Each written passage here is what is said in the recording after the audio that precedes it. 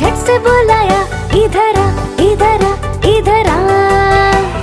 दो मोटे हाथी झूम के चले, चलते चलते वो दलदल में फंसे, दलदल में फंसे तो निकल न पाए।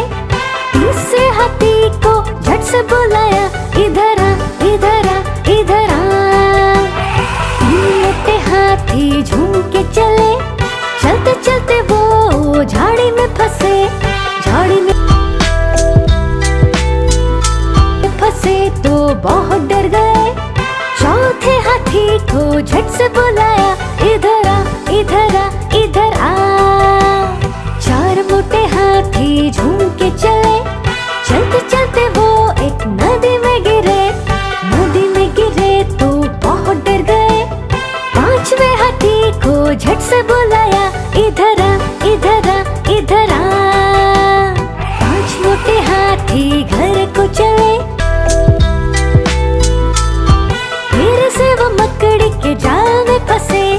मकड़ी ने देखा, जाल हटाया और सारे हाथी बहुत खुश हुए, खुश हुए, खुश हुए, खुश हुए, खुश हुए, खुश हुए।